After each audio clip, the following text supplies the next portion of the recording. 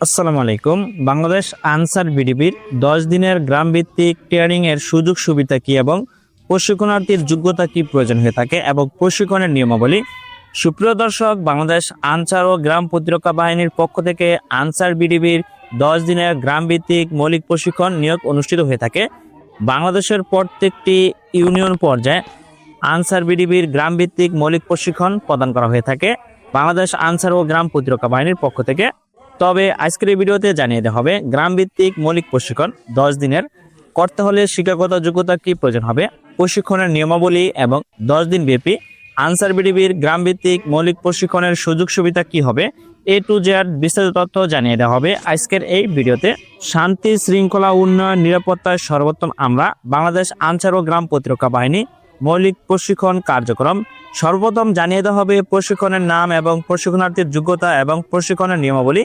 তারপর জানিয়ে দেওয়া হবে বিডিবির 10 দিনের মৌলিক প্রশিক্ষণের সুযোগ সুবিধা। প্রশিক্ষণের নাম গ্রাম ভিত্তিক অস্ত্রবিহীন বিডিবি মৌলিক প্রশিক্ষণ। এই প্রশিক্ষণ পুরুষ ও মহিলা উভয় প্রার্থী করতে পারবেন। তবে প্রশিক্ষণ করতে হলে যোগ্যতা প্রয়োজন হবে বা যে সকল প্রয়োজনীয় কাগজপত্র লাগবে, প্রশিক্ষণার্থীর জাতীয় পরিচয়পত্র থাকতে হবে। প্রশিক্ষণার্থীর বয়স সর্বনিম্ন 18 হতে সর্বোচ্চ 30 বছরের মধ্যে হতে হবে। শিক্ষাগত যোগ্যতা ন্যূনতম 8ম শ্রেণী পাস হতে হবে। তবে এসএসসি বা ডিগ্রিধারীগণকে প্রশিক্ষণ গ্রহণে অগ্রাধিকার দেওয়া হবে।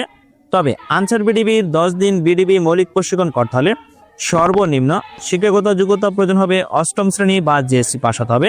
তবে অধিক শিক্ষাগত যোগ্যতা সম্পূর্ণ প্রার্থীকে অগ্রাধিকার প্রদান করা হবে। ইউনিয়ন পরিষদের চেয়ারম্যান বা ওয়ার্ড কাউন্সিলর কর্তৃক নাগরিকত্ব সনদপত্র থাকতে হবে।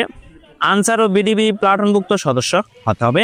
এই সকল প্রশিক্ষণার্থীর যোগ্যতা থাকলে আনসার বিডিবির 10 দিনের বিডিবি মৌলিক প্রশিক্ষণে অংশগ্রহণ করতে পারবেন। তারপর জানিয়ে দেওয়া হবে প্রশিক্ষণের নিয়মাবলী।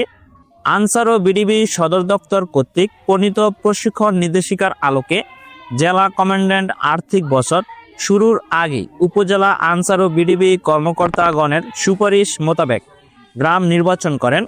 সংশ্লিষ্ট গ্রামে 32 জন পুরুষ ও 32 জন মহিলার সমন্বয়ে গঠিত 2টি প্লাটুনকে বিনামূল্যে প্রশিক্ষণ প্রদান করা হয়ে থাকে বাংলাদেশ আনসার ও গ্রাম প্রতিরক্ষা বাহিনীর পক্ষ থেকে।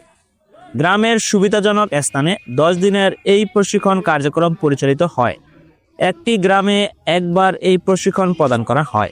প্রশিক্ষণে 8 জন অতিথি বক্তা বিভিন্ন বিষয়ের উপর বিশেষ বক্তব্য প্রদান করে থাকেন। প্রশিক্ষণ শেষে ডাটাবেজে প্রশিক্ষণার্থীর নামীয় তালিকা সংরক্ষণ করা হয়।